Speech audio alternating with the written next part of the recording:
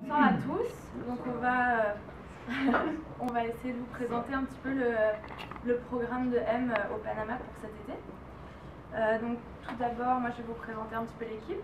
Ensuite, Alex va vous présenter l'action qui s'était passée l'année dernière, l'été dernier. Ensuite, on va parler des objectifs et ensuite...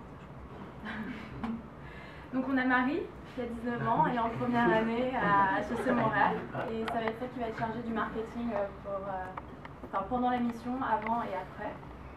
Ensuite on a Alix Gouman qui malheureusement n'est pas là aujourd'hui. Elle a 19 ans aussi, première année à HEC Montréal, et elle sera chargée des activités touristiques. On a Alex qui a 20 ans, première année aussi à HEC Montréal, et il sera responsable de la communication, donc on a déjà commencé aussi, donc on vous en parlera un petit peu au cours de la présentation. On a Lothaire, qui sera lui chargé des activités touristiques, 19 ans, toujours à HEC. On a une nouvelle recrue, c'est Tanguy de Ferrière, donc c'est l'ami de Lothaire, qui actuellement est au Mexique, si je ne me trompe pas. En échange au Mexique. Donc il a 19 ans et lui est à l'EPSI, donc école affiliée de l'ESSEC. Donc il va nous rejoindre normalement sur le projet. Et moi, 20 ans et je fais du budget. Voilà.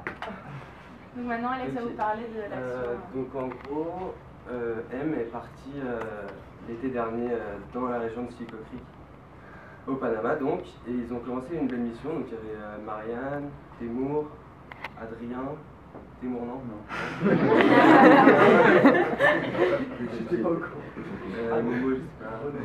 Renaud, et bien sûr, évidemment. Sabine et Paola. J'en oublie sûrement, c'est sûr. Et donc en gros, ils ont commencé un beau projet, donc ils ont eu des contacts. Donc notamment Urari, une personne qui s'appelle Arcadio, qu'on va contacter aussi bien sûr pour continuer le projet. Donc vous étiez parti sur des bases de microfinance, on va essayer aussi de repartir là-dessus.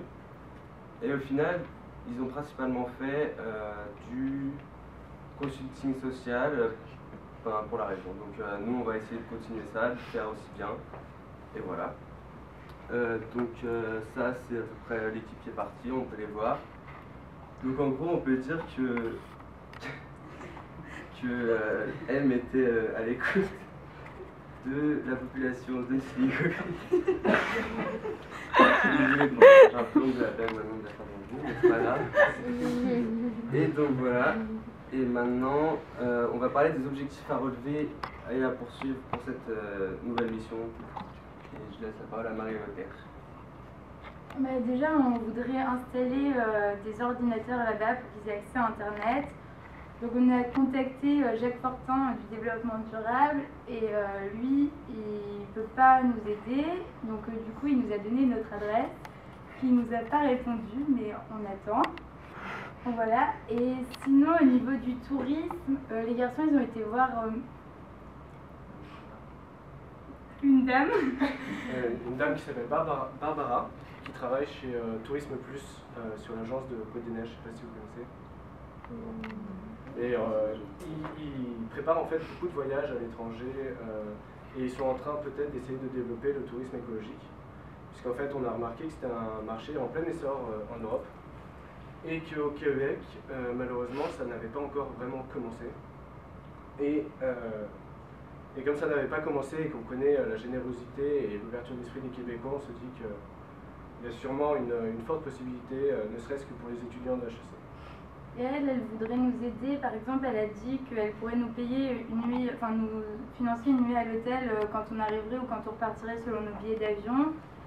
Et elle nous a mis en contact avec un monsieur qui est écrit dans le journal Tourisme Plus et qui pourrait peut-être nous aider. Donc c'est pareil, on lui a envoyé un mail, on attend sa réponse. Elle est en train de nous mettre en contact avec un Panaméen qui est là-bas, qui est dans une agence de tourisme et qui pourrait aussi nous aider. Voilà. Donc moi je vais vous présenter déjà le tourisme écologique en tant que tel, donc ce qu'on compterait faire sur place. Alors tout d'abord, le principe même du tourisme écologique, c'est la découverte complète de la culture locale. Donc ça passe bien sûr par la faune et la flore, donc comme vous pouvez le voir sur le PowerPoint.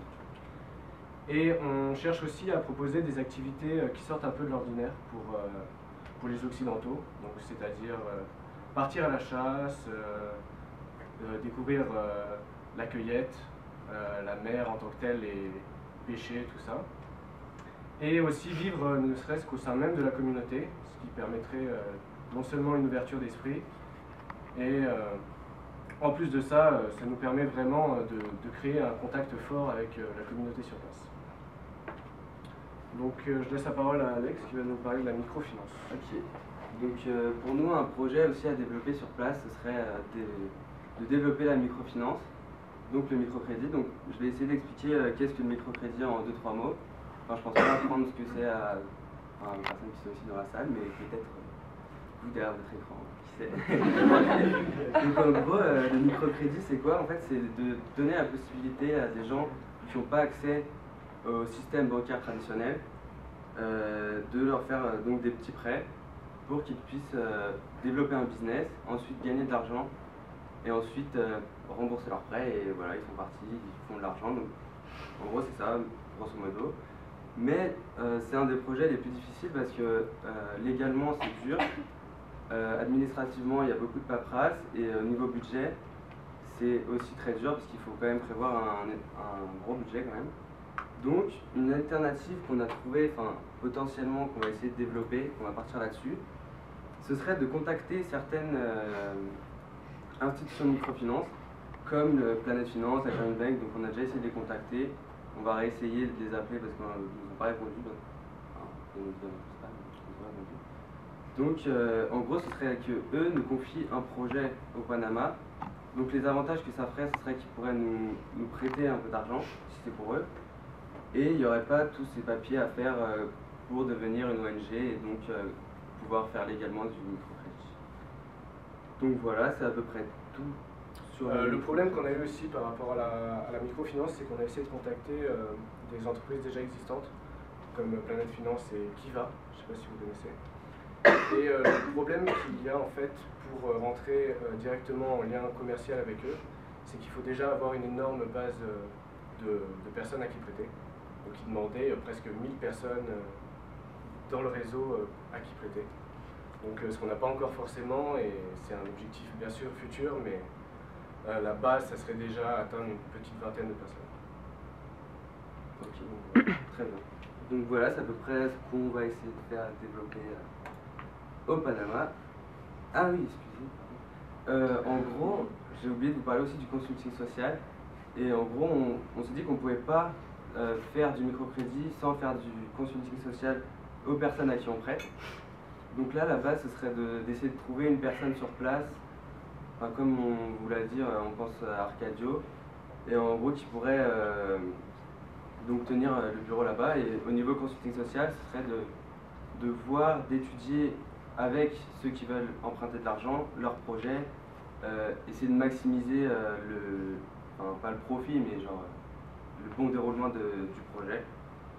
Donc voilà, donc aussi du consulting social prévu au Panama cet été, si tout va bien. Et voilà. Alors, on voulait vous remercier de nous avoir écoutés. On espère que ça va vous avoir trop motivé pour revenir avec nous. Et parce que ça va être une expérience de folie et tout. Et voilà, on a trouvé une petite phrase qui dit « Un monde sans pauvreté, c'est possible. Nous avons créé un monde sans aparté, sans esclavage. Pourquoi ne pas créer un monde sans pauvreté ?»